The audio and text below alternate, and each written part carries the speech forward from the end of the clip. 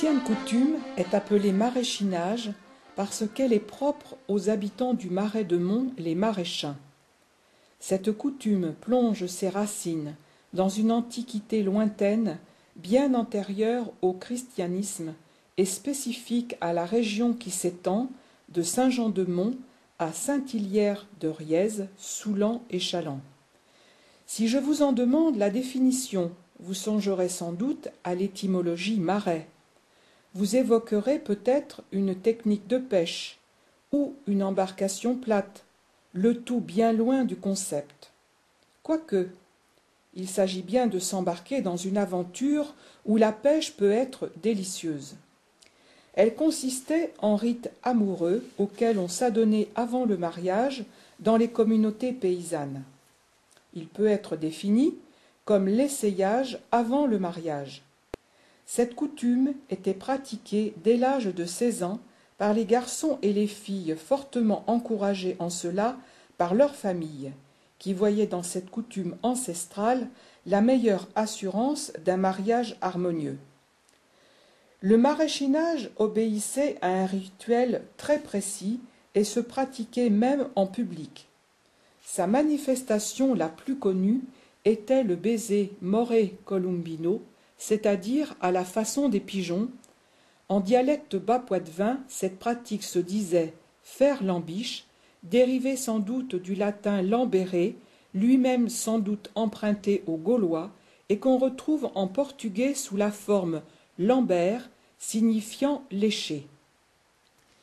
L'accessoire indispensable du maraîchinage pour la jeune fille était un très large parapluie de couleur violette ou bleue, derrière lequel les amoureux se livraient à leurs caresses. Le caractère rituel de cet accessoire est patent, du fait qu'il était utilisé indépendamment de l'état du temps. D'ailleurs, le maraîchinage ne se pratiquait qu'à la belle saison. Il se déroulait les jours de fêtes religieuses et le dimanche après les vêpres. Les jeunes filles se tenaient debout le long des rues du bourg, leur parapluie à la main, et les garçons passaient et repassaient devant elles du côté opposé, riant et plaisantant pour se faire valoir.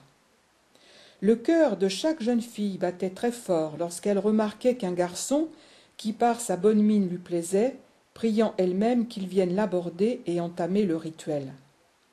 Peu à peu, des couples se formaient. Le garçon commençait l'approche en tirant le cotillon de la jeune fille. Puis ensuite, c'était la prise de main, avec une pression du pouce de la fille sur l'index du jeune homme, premier signe de consentement. Puis un peu plus tard, un bras autour de l'épaule, la jeune fille ne laissant le garçon prendre en main son parapluie que lorsqu'elle était séduite, sûre de son bon choix. Le rituel se poursuivait souvent à l'auberge où les jeunes gens s'attablaient en couple devant un café sans se préoccuper des anciens absorbés par leur jeu d'alouette. D'ailleurs, une carte de ce jeu est très évocatrice. Puis venait le moment des interminables baisers. Des chambres étaient même réservées pour plusieurs couples qui se livraient à leurs caresses parfois poussées très loin, sans se préoccuper des autres, comme s'ils étaient chacun dans son propre univers, insensibles à tout l'entourage, parfois taquin ou moqueur. Le maraîchinage se poursuivait, le temps passant, sur les bords des routes et chemins, chaque couple dissimulé derrière le parapluie grand ouvert, insensible aux plaisanteries des passants, le tout faisant partie, en somme, du rituel. Cela durait jusqu'à la nuit tombante. Le garçon alors accompagnait la jeune fille jusqu'à la porte de sa bourrine, cette maison de terre particulière au pays. Des éléments de costume sont à noter concernant la jeune fille, à savoir un mouchoir servant à dissimuler son visage par coquetterie au début du rituel, un foulard fixé à la chemise par une fibule dont les plus anciens exemplaires sont bien antérieurs à la Révolution française. Quant à la coiffe, elle était en quelque sorte sacrée pour la jeune fille, qui tenait à la conserver intacte quoi qu'il arrive. Aussi disait-elle à son amant devenu très entreprenant, « Fais ce que tu veux, mais ne froisse pas ma coiffe. » Enfin et surtout, il y avait ce qu'on appelle en bas poitevin la migaillère ou fourmaillère. Elle consistait en une fente du jupon donnant accès à une bourse suspendue à un cordon, mais aussi aux parties intimes de la jeune fille. Voici ce qu'il ressort de mes recherches, tant dans des documents que sur Internet. Mais les choses réelles n'étaient pourtant pas si osées que cela. Des explications qui me semblent plus fondées m'ont été fournies par M. Musset, président actuel du groupe Le Bouquet d'Ajon. Il m'a fait parvenir le document suivant, littéralement rapporté. En 1901 paraissait chez un éditeur parisien un curieux ouvrage intitulé Le maraîchinage. Il était l'œuvre du docteur Baudouin, médecin hygiéniste et ancien maire de la commune maraîchine de la Barre-de-Monts.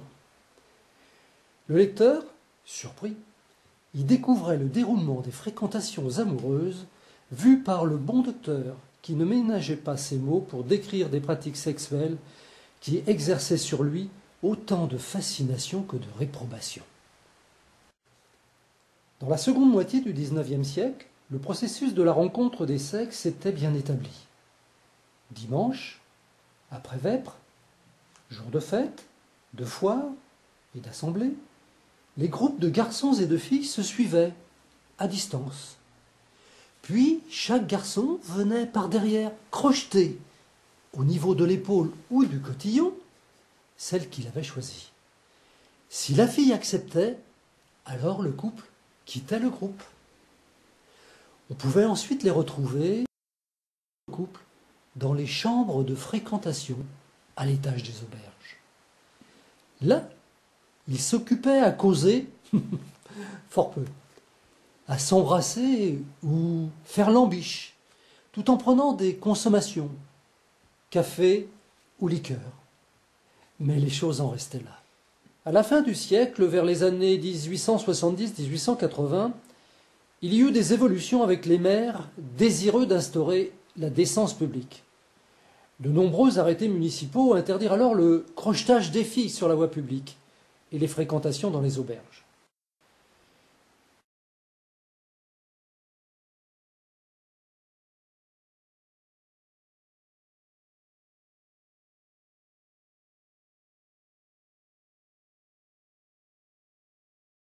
Les jeunes se réfugièrent alors dans les campagnes. Ce qui eut d'autres conséquences. L'Église, elle aussi, ne manqua pas d'intervenir. Aux jeunes filles enrôlées dans les enfants de Marie, le confesseur, parfois inquisiteur, recommandait d'être vertueuses. Malgré cela, nos jeunes de 1900, chassés des bourgs, en se mettant à opérer en campagne, firent augmenter singulièrement le chiffre des conceptions prénuptiales. Néanmoins, le plus souvent, une union sacrée réparait la faute, qui, si elle était trop visible, privait les mariés d'une belle sonnerie de cloche au sortir de l'église. L'ouvrage de Baudouin, en 1901, avec ses nombreuses rééditions, parut à l'époque où les folkloristes recherchaient chants, danses, coutumes de mariage et cérémonies cycliques.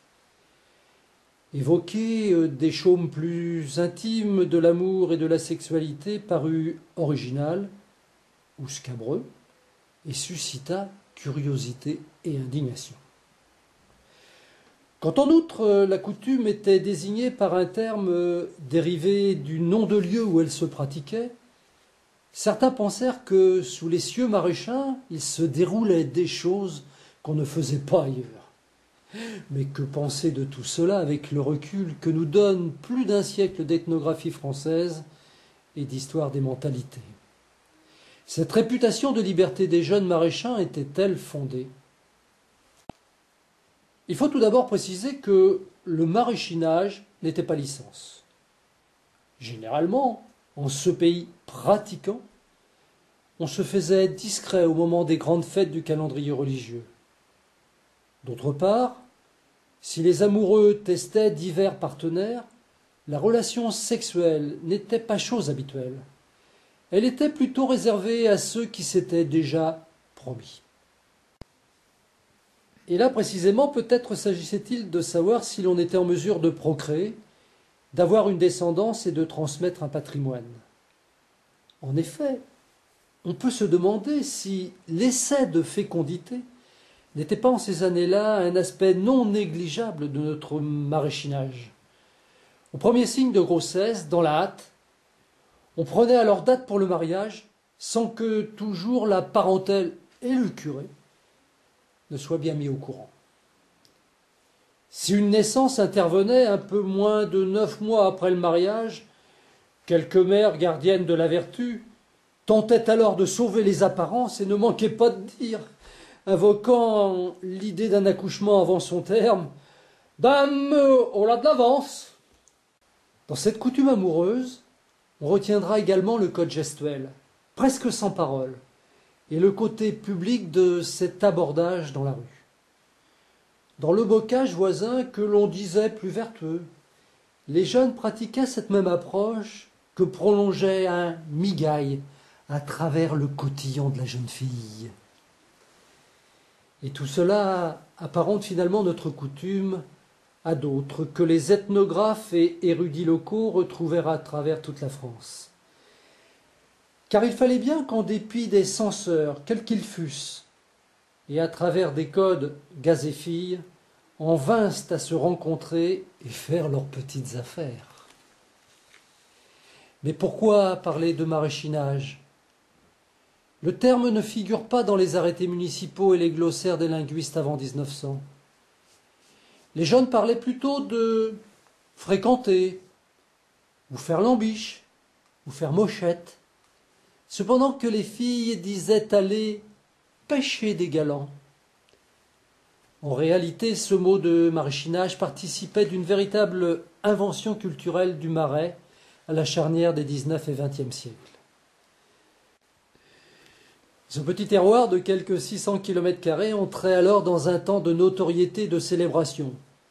Installation d'artistes dont les graveurs parisiens Le Père, publication aussi du fameux roman de René Bazin en 1899, La Terre qui meurt. La Terre qui meurt qui précède de peu le succès de Baudouin avec le maraîchinage et enfin la venue massive de touristes sur la côte montoise. À travers le regard des intellectuels, entité originale avec son paysage, son habitat, les célèbres bourrines, son langage et sa culture. On parle maraîchin et non patois. On danse la maraîchine et non le branle. La femme a un parapluie maraîchin. Dans la maison trône une armoire maraîchine. Les exemples abondent dans ce sens. Et bien sûr, fréquenter deviendra maraîchiner. C'est peut-être finalement dans cette appellation que réside la plus grande originalité de cette coutume, à la réputation quelque peu usurpée.